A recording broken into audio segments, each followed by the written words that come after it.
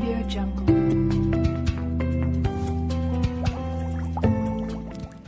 हाँ बच्चों, ये है विद्युत रसायन। विद्युत रसायन में कल बताया था कि हम सेल पढ़ाएंगे। तो सेल वह युक्ति है जिसके द्वारा विद्युत ऊर्जा को रासायनिक ऊर्जा में या रासायनिक ऊर्जा को विद्युत ऊर्जा में परिवर्तित किया जा सकता है। आप किसी भी तरह बोल सकते हैं, विद्युत ऊर्जा को रासायनिक ऊर्जा में या रासायनिक ऊर्जा को विद्युत ऊर्जा में, जैसा आप चाहो वैसा बोल सकते हो। सेल दो प्रकार का होता है, एक विद्युत अपघटनीय सेल होता है, दूसरा विद्युत रासायनिक सेल। विद्युत अपघटनीय सेल क्या है? वह सेल जो विद्युत ऊर्जा को रासायनिक ऊर्जा में परिवर्तित कर देता है उसे विद्युत अपघटनीय सेल कहते हैं।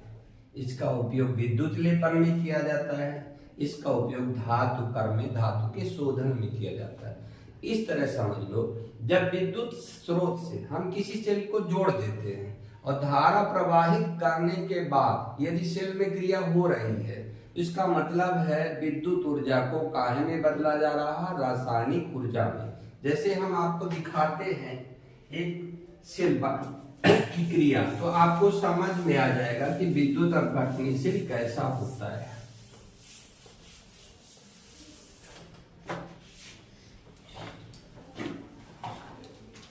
देखो, हम एक पात्र ले लेते हैं, ये पात्र है।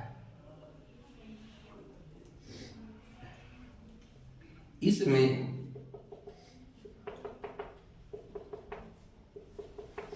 ये सोडियम क्लोराइड कैसा है? जली नहीं है बच्चों, गलित है। ठीक है, इसमें हम क्या किए? दो इलेक्ट्रोड लगा दिए। एक ये इलेक्ट्रोड हो गया, दूसरा ये इलेक्ट्रोड हो गया। इसका नाम, इसको बोले एनोड है, और ये क्या होगा? कैथोड। इन दोनों इलेक्ट्रोड को हम क्या करते हैं? उच्च विभव की बैटरी से जोड़ देते हैं। ये क्या हो गई? बैटरी हो गई। ठीक है, जैसे ही बैटरी से हम विद्युत धारा प्रवाहित करें, यहां से विद्युत धारा प्रवाहित कर रहे हैं, तो यहां क्या होगी बच्चों? क्रिया होगी। कैसी? यानी ACl, सोडियम क्लोराइड कैसा है? गलित है। ठीक है, 2NaCl ले लो। क्या किए हम? इलेक्ट्रिक चार्ज, विद्युत धारा प्रवाहित कर दिए। ये रासायनिक क्रिया हो गई, देख लो, टूट गया। 2Na पॉजिटिव और 2Cl निगेटिव। विद्युत धारा प्रवाहित करने पर यदि कोई अपघटन की क्रिया हो रही है तो आपको मालूम है उसे हम विद्युत अपघटन कहते हैं, और जिस सेल में यह क्रिया होगी उसी सेल को हम क्या बोलते हैं? विद्युत अपघटनीय सेल कहते हैं। ठीक, ये Na पॉजिटिव है कि यहां जाएगा कैथोड की ओर, और ये कहां जाएगा? एनोड की ओर, क्योंकि ये नियम कहता है कि विपरीत आवेश वाले इलेक्ट्रोड की ओर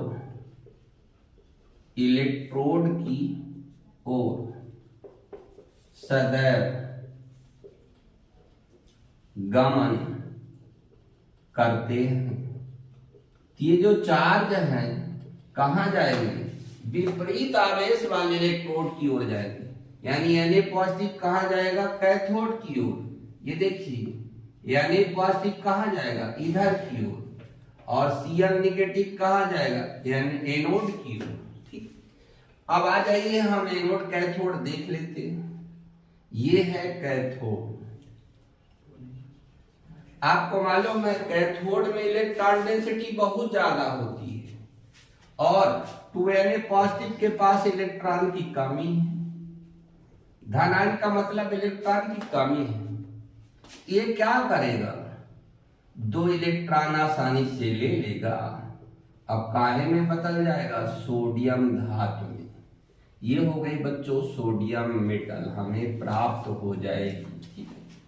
अब एनोड की ओर जाते हैं।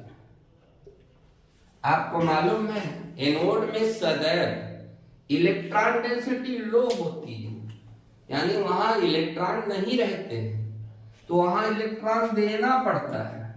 तो ये 2Cl नेगेटिव है, ये इलेक्ट्रॉन लिया हुआ किसी को, तो जब एनोड में जाएगा तो 2 इलेक्ट्रॉन इसको अपना क्या करना पड़ेगा, छोड़ना पड़ेगा। तो छोड़ दिया तो ये Cl हो गया, और Cl से क्या बन गया, Cl2, यानी कहां से, एनोड से क्लोरीन गैस बाहर निकल जाएगी। ठीक, तो हमें धातु प्राप्त हो जाएगा और साथ में क्लोरीन गैस निकल गई।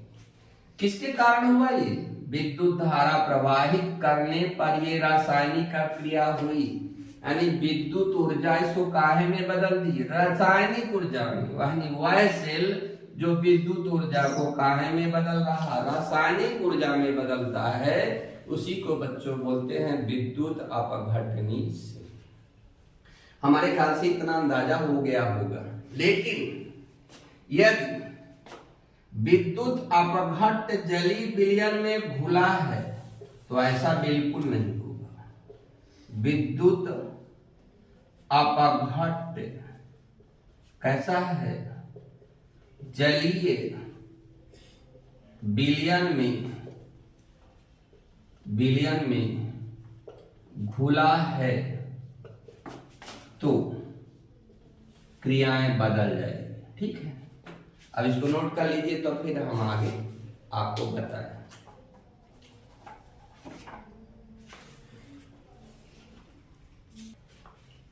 यदि विद्युत अपघट्ट जली विलयन में घुला है तो हम इसको मिटाते हैं, आगे की क्रिया बताते हैं, ध्यान देना।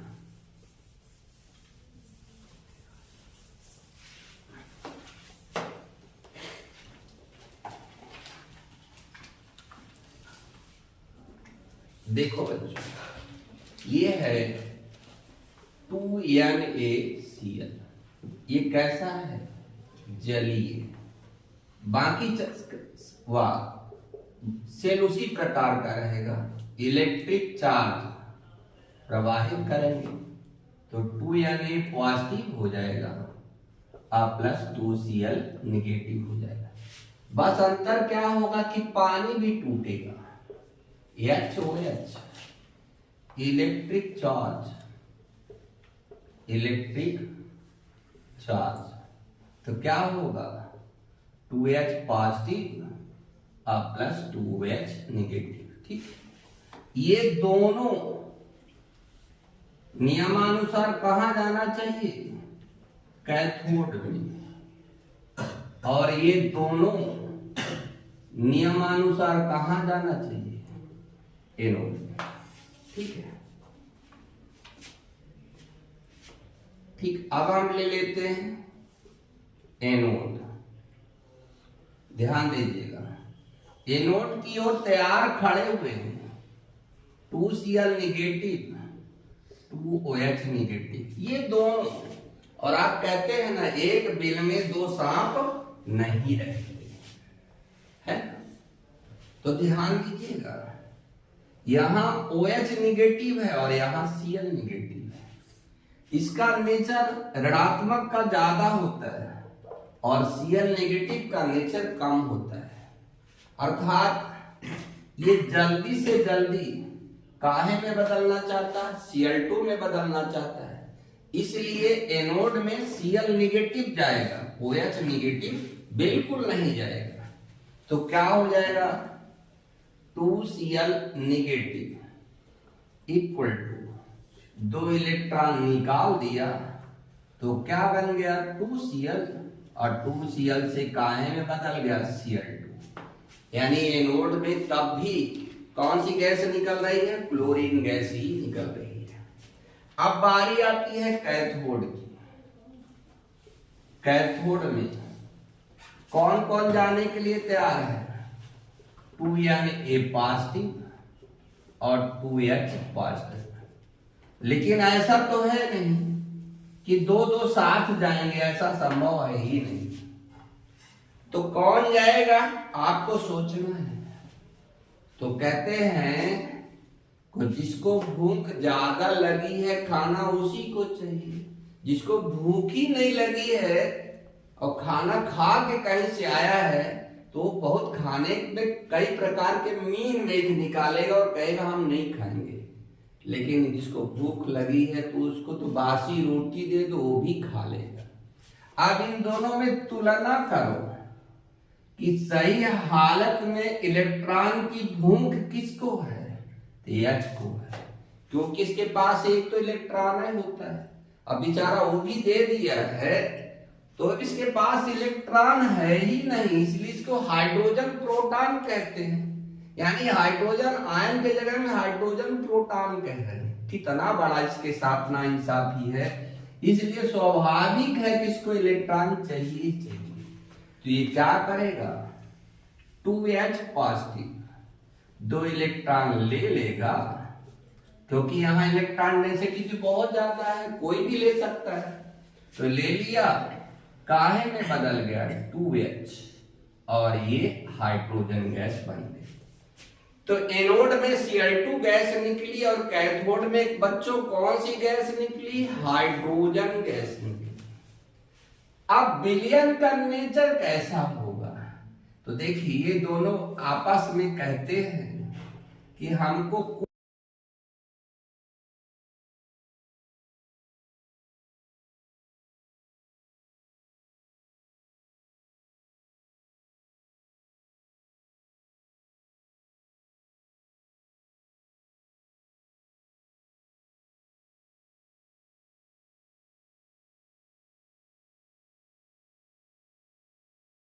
घटेगा बच्चों, बढ़ जाता है।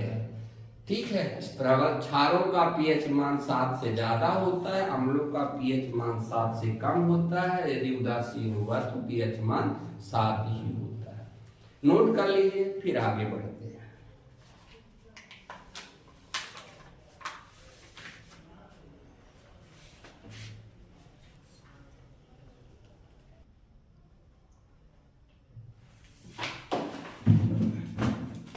चलिए, अब आप लोग लिख लिए होंगे, हम ऐसा उम्मीद करते हैं, और इसको मिटा दें।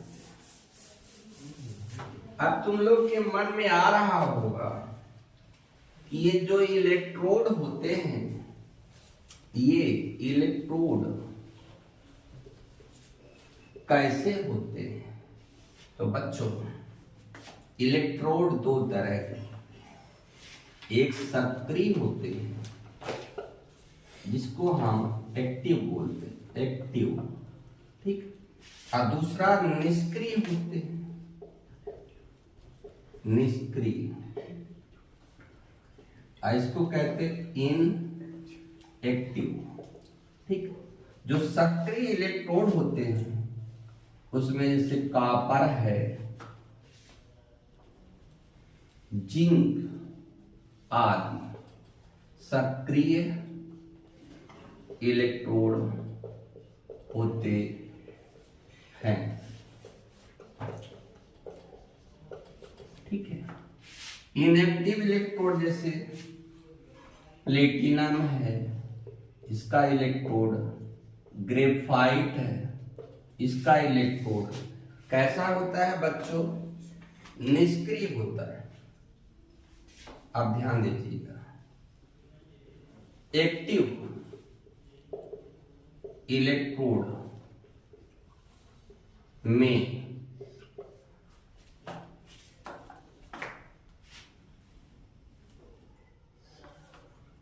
इलेक्ट्रोड का ऑक्सीडेशन रिडक्शन होता है।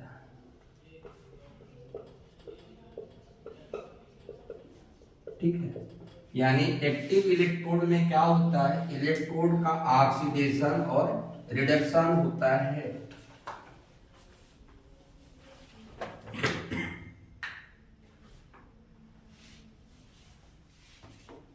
ठीक है, दूसरा लिखिए,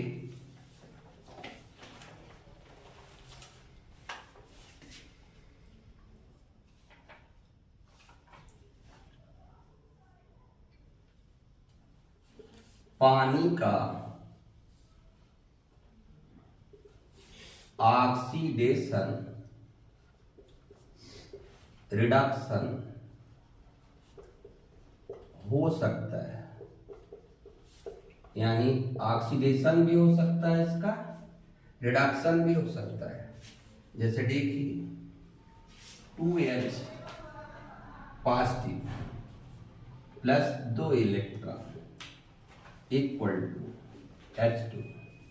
अब देखो यहां पर ऑक्सीडेशन नंबर +1 है, यहां ऑक्सीडेशन नंबर 0 है, यानी ऑक्सीडेशन नंबर क्या हो रही, घट रही है। और जब ऑक्सीडेशन नंबर घटती है तो बच्चों उसको क्या बोलते हैं, रिडक्शन। क्या कहेंगे, रिडक्शन।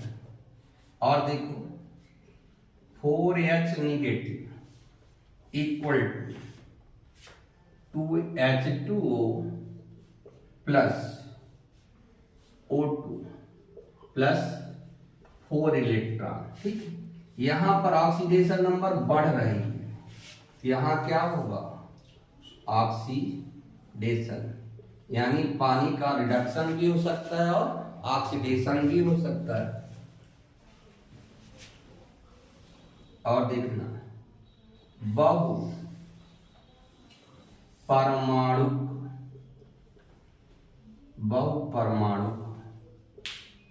आयन का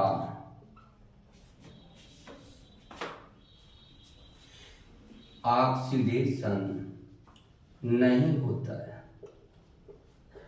नहीं होता है। जैसे कार्बोनेट है, सल्फेट है, फास्फेट है, इनका ऑक्सीडेशन नहीं होगा, इनका ऑक्सीडेशन नहीं होगा। और देखो हैलोजन आयन है तो उसका ऑक्सीडेशन अवश्य होता है, अवश्य होता है। जैसे F negative, Cl negative, Br negative, Br negative, I negative. ठीक है, लेकिन यहां पर वाटर का ऑक्सीडेशन नहीं होगा, नहीं होगा।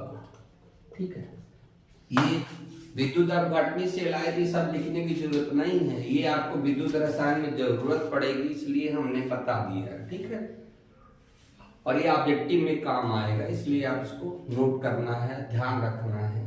विद्युत अपघटनी से लेने से समाप्त हो जाता है। कल हम बताएंगे आपको विद्युत रासायनिक शिल्प या गैल्वेनिक्स। ठीक है बच्चों, गुड नाइट।